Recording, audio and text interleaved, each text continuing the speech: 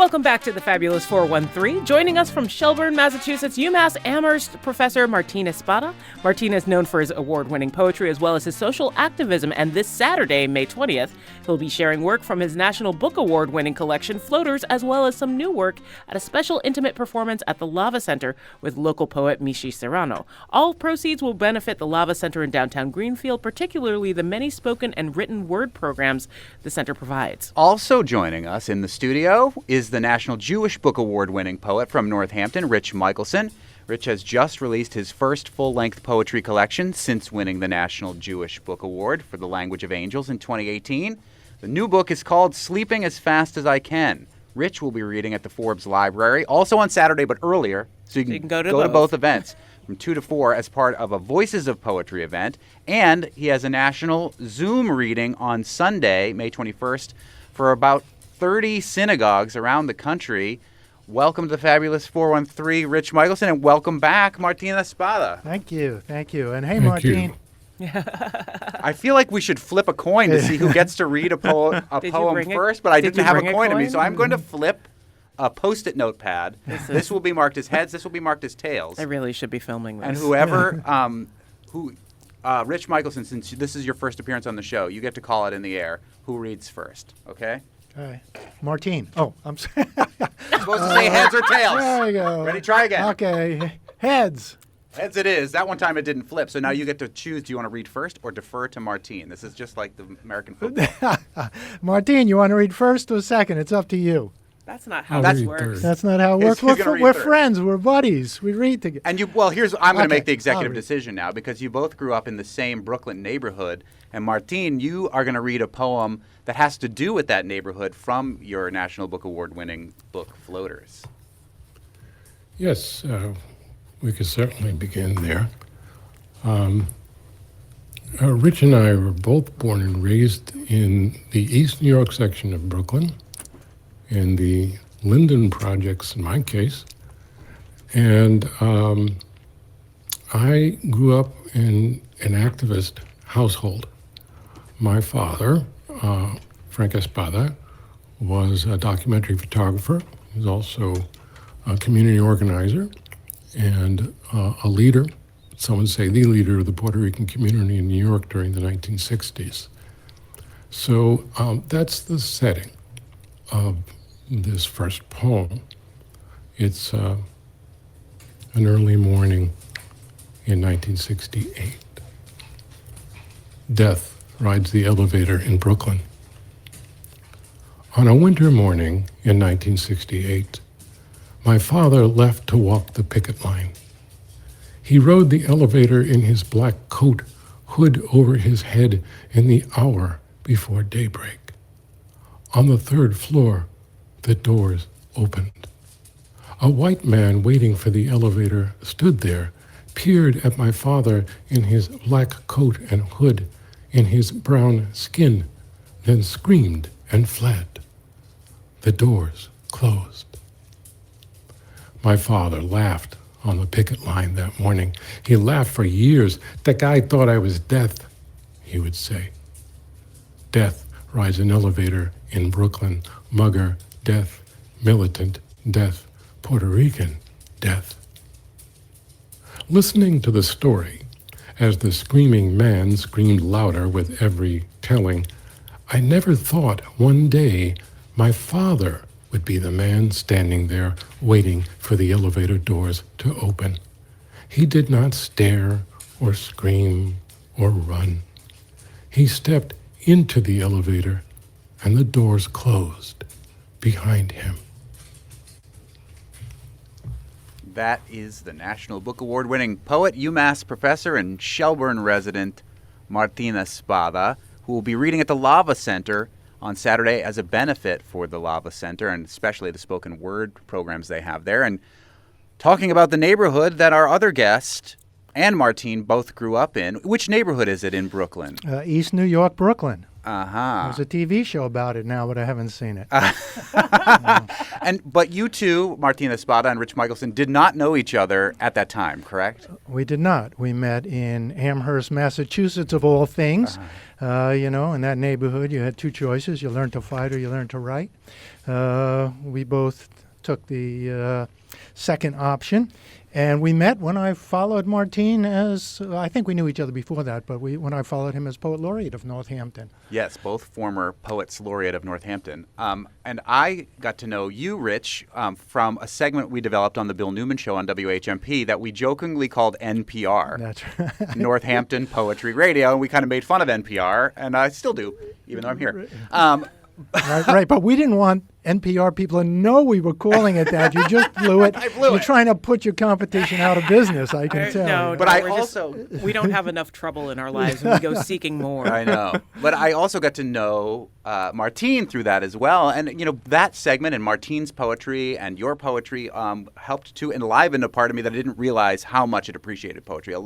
There's not enough focus, I don't think, in this country, especially in the public education system, on how important poetry is and could be. And I thank you for exposing that to me and for turning me onto that later in life. Well, thank you.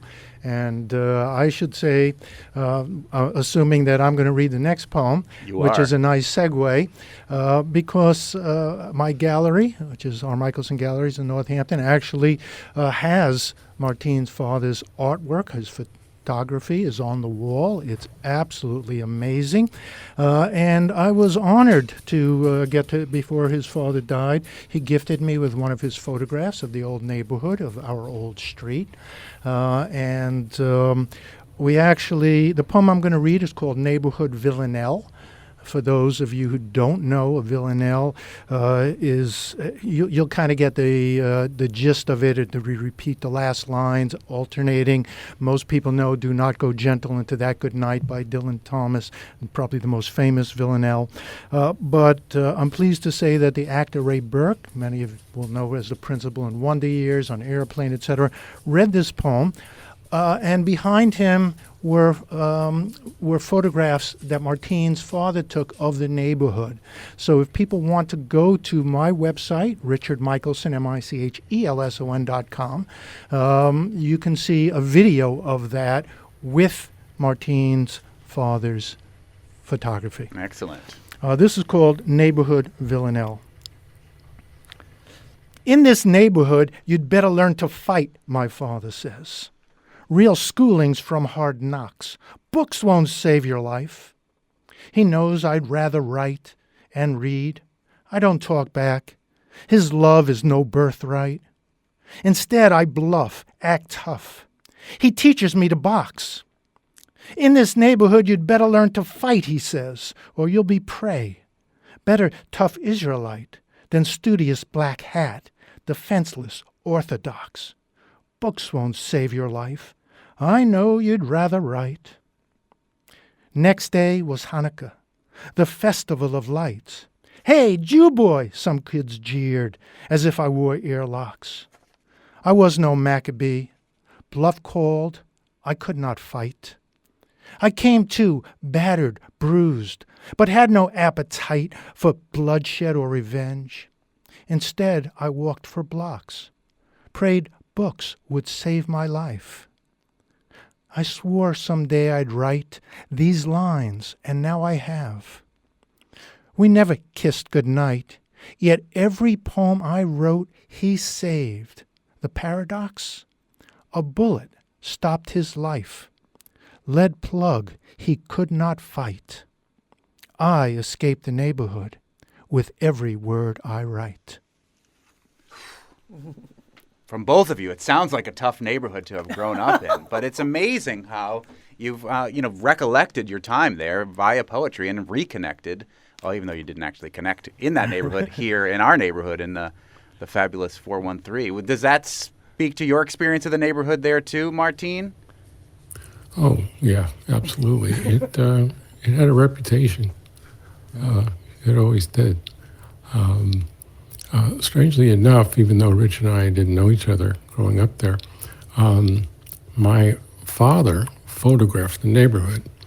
and he photographed Blake Avenue, which, as I recall, was the street where Rich's father had his hardware store. Actually, his hardware store was on Pitkin, but I used to deliver paint to Blake Avenue. That was my route. I walked through.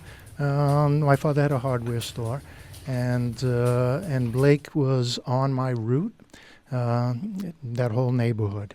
Martine has an amazing poem too, where he talks about his baseball bat, and the only thing he used it for in our neighborhood, the only thing you used it for was not to hit baseballs. Yeah. We're speaking with Rich Michelson. I do remember Pitkin Avenue too, as a matter of fact. I remember there was that's where we used to do our food shopping, right down around the corner. Yeah. We're getting a little taste of East New York, Brooklyn, here in Western Massachusetts with Martin Espada, the National Book Award-winning poet, and Rich Michelson, the National Jewish Book Award-winning poet. They both have events this weekend. On Saturday, first at the Forbes Library with Rich and other poets as part of Voices of Poetry, and then with Martine on Saturday night at the Lava Center in Greenfield. Let's have Rich do his second poem now. We'll make it sort of an ABBA structure, poetically speaking. Oh, here. like a yeah, like a sonata. Yeah, there we go. So there we go. Okay, so I'll read a sonnet. How's that? That's good. We know what sonnets are. Yes. This is one of the lighter poems in the book. It's about it's about COVID. That's as light as I get. What can I tell you? And the new book is once again Sleeping as Fast as I Can. nice. And for those of you who don't know, it's a very famous Yiddish saying that folks of my generation always grew up with, was sleep faster, we need the pillows. This is a sonnet called Bless You. And it starts with a little epigraph. It says, since sneezing was the first sign of falling ill with the plague, Pope Gregory ordered prayer for divine intercession. And that, in fact, is the beginning of why we say bless you or Gesundheit when people sneeze. It started with the Black Plague. And this is bless you. Gesundheit, Great Aunt Frida calls out. Each sneeze, another occasion for my soul to abandon my body. I hurry my index finger under my nose horizontally, blocking both nostrils as tutored, so evil can't seize and inhale to fill the void. Denying the devil his due, Frida dubs it. She, who at 60 to my 6 reflexively worries her brow, reaches towards a box of Kleenex and spits over her shoulder. I mimic, patoo, patoo, patoo. Tonight, 8 years older than she was at her death, and dining curbside to curtail the coronavirus, I hear 2 tables over, chew. And for the first time in years, measure the distance between superstition and truth. Around me, panic, as mid-forkful everyone freezes. May God keep us upwind from all airborne diseases. That is poet Rich Michelson from Sleeping as Fast as I Can, who's going to be at a poetry event in Northampton at the Forbes on Saturday at 2, and then reading for over 36 synagogues. Oh, well, let's say 30 synagogues. It was 24. It just keeps climbing. That was 10 minutes ago. Yeah, who knows how many synagogues could have signed on by now. Yeah, and you don't have to be Jewish to sign on. Anybody can join us on Zoom. And we're also joined by his neighborhood, they weren't friends then, but they're friends now in our neighborhood, poet laureate of Northampton as well, Martin Espada, the National Book Award-winning poet, who has an event on Saturday night at the Lava Center. And you are going to be reading from your book, Floaters, but as well, you'll be sampling some new poems, and we get to hear a new poem right now. That's right. You might recall my wife, Lauren, is a poet and a teacher. She, among other things, volunteer teaches creative writing for women at Northern Hope, which is a rehab center in Greenfield. In the past, she taught adult literacy at a similar place in Paterson, New Jersey. She is the tutor in this poem, new poem, and it's called Gonzo. Everybody knew Gonzo, his cigarettes and cologne, his gold crucifix, the white T-shirt he wore to every meeting. They leaned closer to listen whenever he spoke in the circle at the rehab center, some with eyes shut, seeing his confessions of addiction's demons and sobriety's angels at war. No one knew Gonzo signed his name with an X. The tutor at the rehab center held up flashcards and sounded out the letters A, B, C. There was no alphabet song in Gonzo's head, no teacher at the blackboard. He said the letters one by one. At the letter S, he stopped. The tutor studied Gonzo's nose, long but not as long as the nose of the Muppet with the same name. S, she said again. Gonzo had no front teeth, no place for his tongue to go. He puffed and sprayed, a man unable to navigate the river of his own name, Gonzales. He hid his face in his hands, unlettered cards in his head, as if the tutor could not see him now. A sob surged through him, a beast chained to the rock of his ribs for 50 years, since the days the roosters woke him up for school in Puerto Rico. He wiped his face clean. Gonzo was clean. Clean fingernails, clean shaven, clean white shirt. The tutor waited, thinking. He doesn't know his letters, but he knows every street in Patterson by name. She squeezed Gonzo's wrist so his eyes met hers. She said, "You are intelligent." She held up the next flashcard. She said, "Say T." Amazing. Brand new poetry from Martina Espada. Gonzo, we're honored that you would read that here with us on the Fabulous 413. You can hear Martine in an intimate setting at the Lava Center Saturday night in Greenfield, a benefit for the Lava Center. And before that, stop by the Forbes Library in Northampton and see Rich Michelson as he's reading as part of a Voices of Poetry event at 2 o'clock.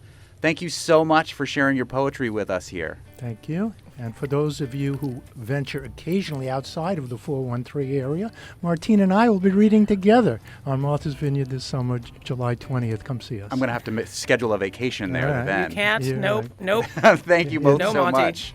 Coming up next, we'll have some a cappella in the studio with Saffron, an all-New England, all-female barbershop quartet competing in Springfield this weekend. You're listening to the yeah, you are listening to the Fabulous 413 on NEPM. I remember where I am.